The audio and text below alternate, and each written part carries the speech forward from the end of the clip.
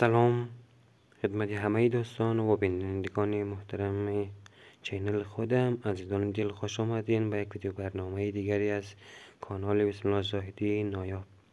عزیزان دل، امروز دوشنبه مورخ 29 سپر سال 1404 خورشیدی می باشد و امروز برایتان یک ویدیوی فوق العاده و بی‌نظیر تهیه کردم.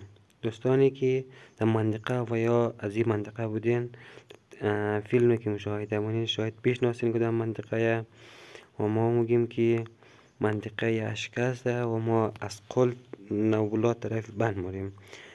واقعا که بند برای منطقه اشکه خیلی فایده ده و حتی فایده ای بند در منطقه ما در گردن داود هم تاثیراتی داشته. دوستان تصویر بیننده باشین، نال کمک بلوتر که موری امی فایده های بند را میبینید. از هر جایی که یک کمک چقوری گشته چشمه کندشته دیگه. واقعا آدم این زمان که برف باران زیاد نیه، بارندگی نیه، اکثر جاها خوشسالیه، اکثر نه و خیلی جاها خوشسالیه و فایده ای بند فقط ببینید که این درخت ها و همین مناطق چهار طرف بند کلن سرسبز شده و این نیالا همه زنده شده. فقط ویدیو رو تا آخر بیننده باشین دوستانی عزیز و ما رو هم حمایت کنید.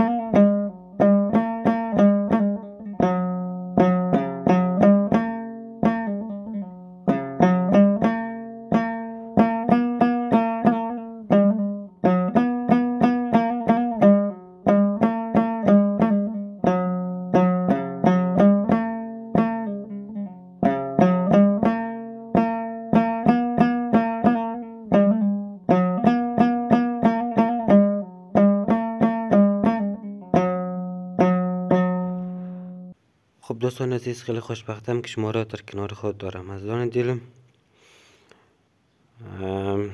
کم کم نزدیک بند میشیم دیگه. این هم منطقه زیبای اشکه است که می بند بخی خلاصه منطقه اشکر زیبا ده. امی او که باشد تمام خیل امی جان چی زندگی چی تا هوا وابسته. فقط شما ببینید یک طرفی امزی منطقه که کشتکار تماما چیز زنده، بسیار یک جای سرسبز جور شده. می منطقه دیگه میبنه می منطقه اشکر بخی سرسبز کده دیگه یک کم کم بند معلوم میشه.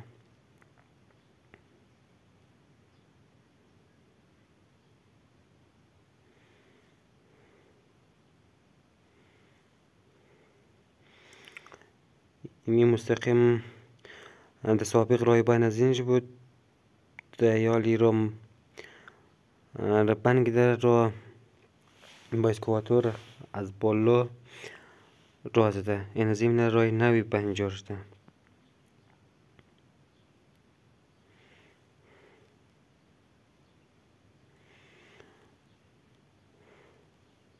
دوستان عزیز، فقط سرین که این بند چی کده با مناطق اشکه، چقدر سرسبز شده منطقه اشکه.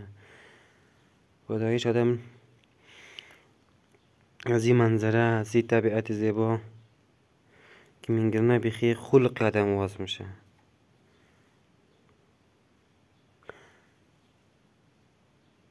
این دوستان رای جدیدی بنده. سال اول که پنجاه شد رایشی از پایین بود.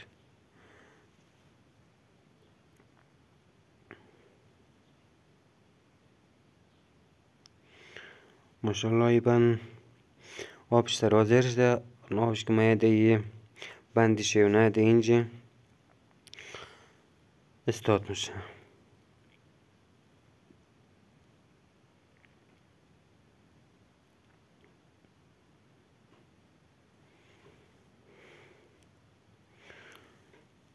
اینی هم کوههای چهار طرف بند و حالا هم رسیدیم به خود بندی همدلی اشکه.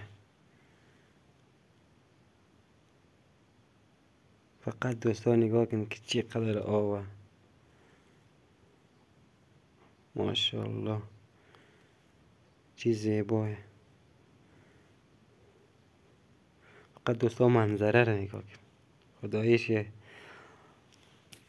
فضای تفریحی دیگه.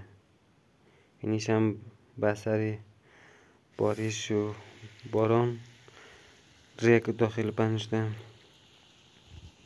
اینجا مقدار یک زده عمق آب زیاد است. خطر غرق شدن خیلی زیاد است. احتیاط نمایید. واقعا امی آدم که آبازیت نداشته دیگه نبایدیم باید خود او بازی کنی، او مثلا به اصطلاح وطنیش که این باوده یادش داشته خدای دمی جاها او بازی دیگه مزد. خب دوستای ویدیو امروزی ما بود. تا ویدیوهای دیگر الله یار و نگهدارتان.